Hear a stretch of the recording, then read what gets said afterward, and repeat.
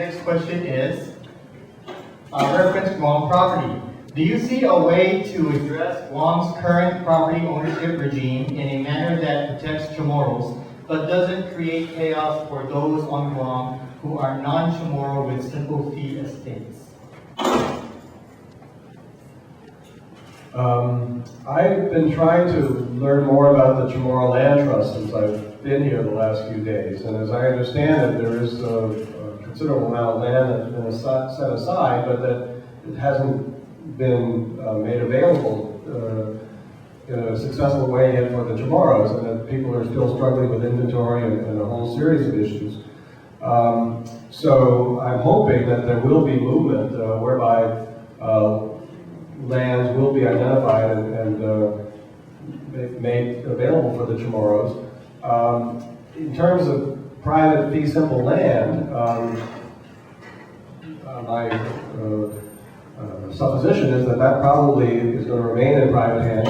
In Hawaii, it's always been clear that the lands in private hands will remain in private hands, and that the lands that Native Hawaiians want are the lands that are being held by the public now. And we do have substantial amounts of public land in Hawaii, so that everybody always looks at that public land as the source for the lands of the Native Hawaiian people. And I'm not as familiar with the land situation here in Guam, but I suppose that's probably the same approach.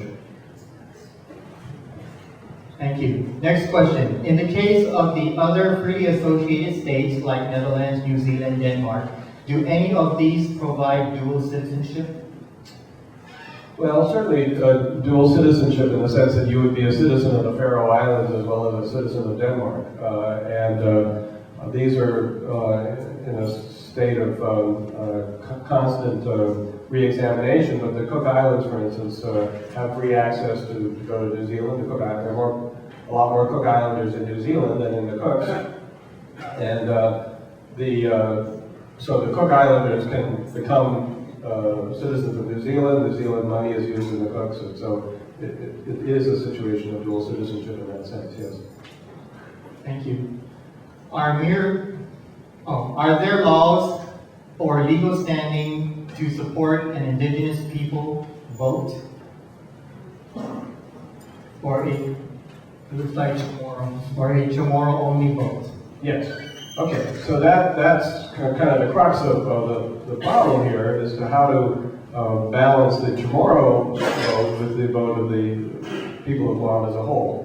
So in the United States, there have been lots of situations where the Native people have had the opportunity to vote for their status. So in Wisconsin, for instance, the Menominee Restoration is one of the models that people look to for how this should be done properly. So the Menominee people were unrecognized during the assimilation period, and they wanted to be re-recognized. And so they petitioned to the federal government, and the federal government acted as kind of an honest broker and set up a series of votes for the Menominee people to take so that they would identify what kind of governance they wanted, and the United States helped sort of lead them through that, and they then developed their own government and their own autonomy. So yes, absolutely, there can be votes by the indigenous people alone for the purpose of establishing their own government and making their own decisions about their own resources and land. Thank you. The next question. Why not Guam and CNMI reunite and become an independent country? Aren't there 2 senators per state in the U.S.? Well, absolutely. Guam and the CNMI could become an independent country. They are both non-self-governing. They both have the right of self-determination, and coming together to function as a united country would certainly be an option that might make a lot of sense. Again, that doesn't mean that the U.S. military gets kicked out necessarily. It might be the decision of the independent country that having a military base here would make some economic sense. The United States has military bases in lots of foreign countries. So the question of Guam status can be separated from the question of the military, but obviously they have some overlap as well. Thank you. We have about 5 more questions, and if I could read through this. Excuse me, you didn't answer the second one. Aren't there, you made a mistake when you said perhaps one senator Yes, or a state. yes, if you became a state, obviously you'd be entitled to 2 senators. But, and, you know, I'm an outsider and I'm just giving some thoughts here, but to me, it might be best to have a totally unique relationship. In other words, don't become a state. Have a constitutional amendment in which you develop your own unique relationship with the United States. Lawyers can come up with new and creative ideas, and it may be that being a state in the typical way is not the right solution, but having a voting delegate in the House and 1 senator, along with a series of protections for the native culture, might be a good solution. So I'm just throwing that out. But yes, of course, you're right, that if you became a state, you need 2 senators. Thank you. In Treaty of Peace, the native inhabitants were promised that their civil rights and political status will be determined by Congress. The U.S. signature of UN Treaty of Nations placed Guam on list of NSGT.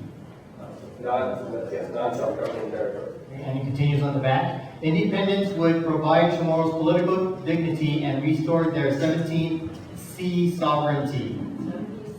17th century, thank you, sovereignty. Don't you think this status is in the best is the best way to maximize Chamorro people's existence in the Western Pacific region? Well, that's of course a wonderful question, and this isn't a decision that I should make. I want Guam and the Northern Marianas to become self-governing. I think it's an embarrassment that Guam is still on the UN non-self-governing territory list. I think it's long overdue to make some progress on that. I think this has been debated long enough. It's never going to be a situation where everybody's happy.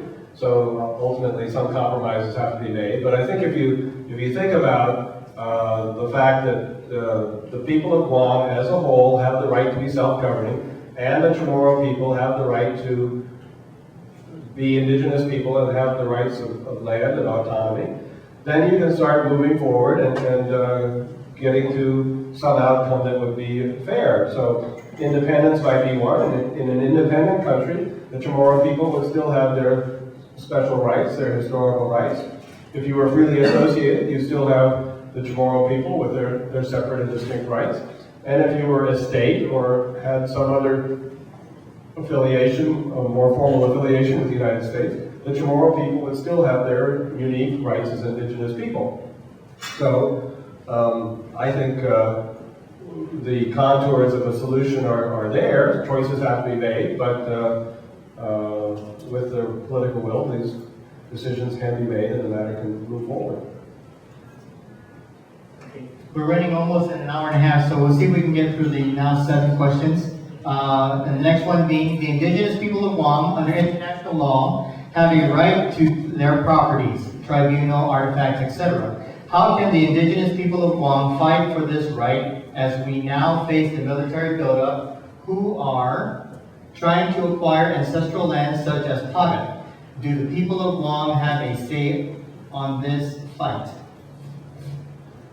Well, I'm not sure I understand the question, but obviously the Chamorro people have the right to their ancestral lands and their cultural locations of importance, as other indigenous people do. There's a whole series of laws that protect the rights of indigenous people to their sacred places, and it's not clear that those have been extended to Guam, but they should be, and they must be.